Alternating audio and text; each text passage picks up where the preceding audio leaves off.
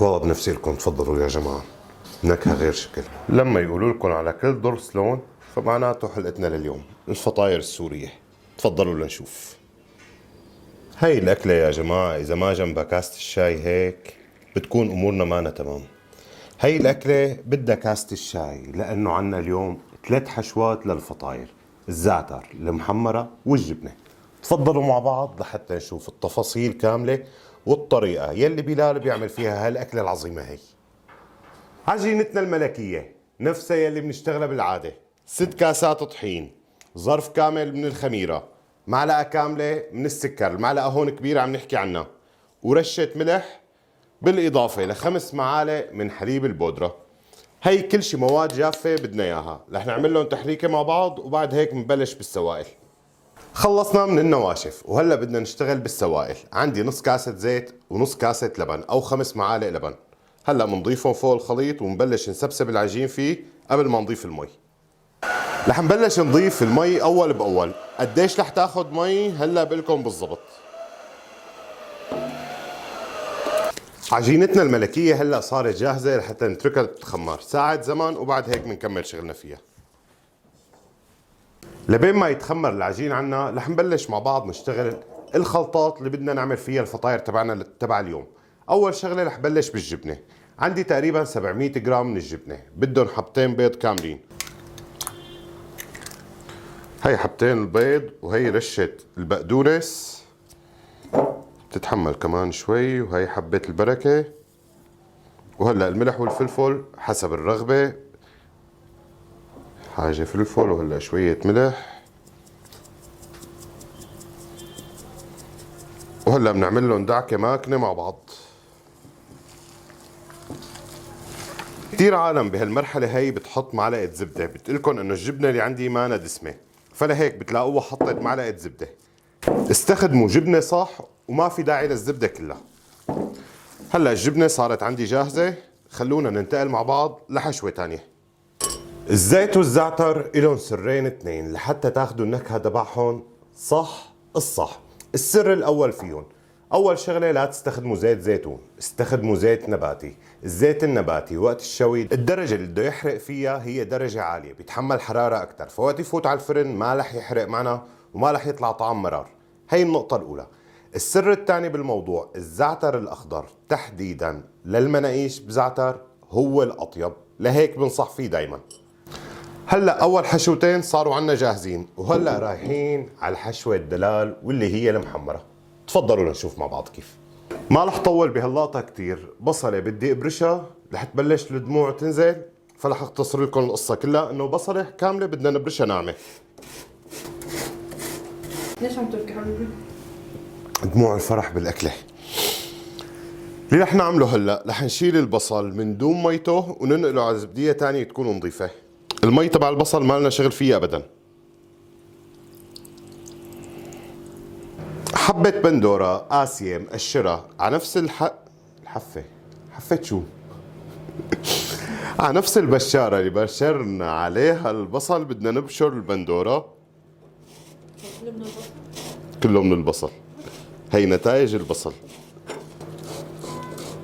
عندي شوية زيت هون، خالطهم زيت نباتي مع زيت زيتون. رح نزل البصلة اللي عصرناها واللي برشناها، ورح نزل فورا فوقيها حبة البندورة اللي عصرناها كمان، اللي برشناها عفوا. هلا بس تقليبتين مع بعض. طبعا الطريقة اللي عم نشتغل فيها اليوم هي الطريقة اللي عم نشتغل فيها على الغاز. في طريقة ثانية بإمكاننا نشتغل فيها على البارد. رح اعطيكم هلا تفاصيلها بالضبط. هلا رح اضيف معلقتين كاملين من دبس الفليفله. الطريقه اللي عم بقلكم عليها على البارد هي بدل البندوره بس بنستخدم دبس البندوره، بنحط معلقه دبس البندوره مع حبه البصل، وبالاضافه للمعلقتين اللي معبايين كثير من دبس الفليفله. البهارات نفسها ما بنغير فيها شيء. هلا هيك تقريبا صاروا شبه جاهزين لنضيف البهارات: معلقة صغيرة كزبرة، فلفل حسب الرغبة، أو لا هذا كمون نص معلقة صغيرة، سمسم معلقة كبيرة، نعناع معلقة صغيرة، حبة البركة معلقة صغيرة، ملح حسب الرغبة وفلفل حسب الرغبة. هلا بنعمل لهم تحريكة مع بعض. شوفوا لي على هاللون ما أحلاه، بسم الله وما شاء الله. لما يكون دبس الفليفلة صح يا جماعة بتاخدوا النكهة للمحمرة غير شكل. لك أنا عم بقولكم خلصنا، بس أنا نسيان أهم شغلة واللي هو السر. فليفلة يابسة بدنا رشة، هي بطلت تشتغلها، بدنا رشة صغيرة. هون بناخد النكهة الرهيبة للمحمرة. طبعا الفليفلة اليابسة هون انتم بتتحكموا، بدكم اياها حدة بدكم اياها حلوة، الموضوع راجع لكم. في عالم بهالمرحلة هي بتحط بابريكا، بس انا ما بنصح فيها. خلص هيك الامورنا صارت تمام. هلا صارت عنا المحمرة جاهزة، خلونا نروح مع بعض لنكمل شغلنا. يا رب. ها هلا كل شيء حشوات صارت عنا جاهزة لليوم، وبظن العجينة كمان خلونا نشيك عليها مع بعض. يا سلام، بسم الله وما شاء الله. هي عجينتنا كمان صارت جاهزة.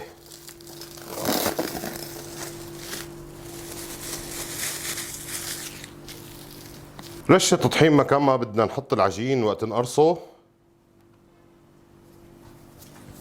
هلا بنبلش نقرص العجين، وبعد هيك رح نترك العجين يرتاح تقريبا شغلة 10 دقائق ربع ساعة.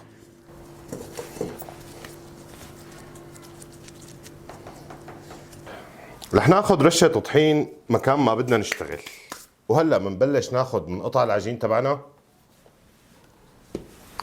شو بدنا نعمل؟ محمرة ولا زعتر اول شيء ولا جبنة؟ خلونا نبلش بالزعتر.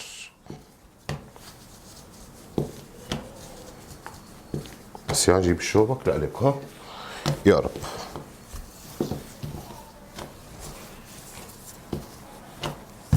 هي السماكة بالنسبة لي للزعتر رهيبة. أنا شوي بحب الزعتر سميكة، وبناء عليه هي رح أتركها للزعتر.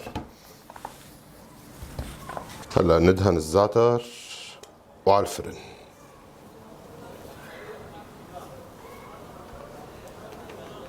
هي الجبنة مثل ما بتعرفوا بالطول، وهي تبع الجبنة صارت جاهزة. خلونا نبلش بالحشوة. رح ناخذ شوية جبنة، الجبنة بدها تنمسح مسح. هلا بنرجع بنفتح الجبنة بنفس الطريقة، وبنرجع من هون بنختم. في عالم كتير بيدهنوا وشها للجبنة بيض. أنا ماني من هاد اللون العالم، ولا بحب ارجع ادهن بيض للعجين بهي الطريقة. هلا عنا تبع المحمرة. المحمرة لا بدها تكون أرق شوي، أو أرق كتير بصراحة. شايفين عجينة المحمرة أرق من عجينة الزعتر اشتغلتها. وهي المحمرة بلشنا بالوجبة تبعها. بدكم مع قوام، بدكم إياها سادة، الموضوع راجع لكم.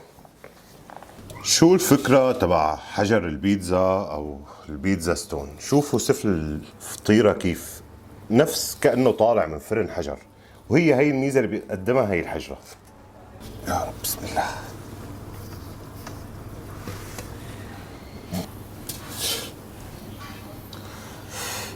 الزعتر حصرا تأمير يا جماعة، لتاخدوا النكهة تبعته صح.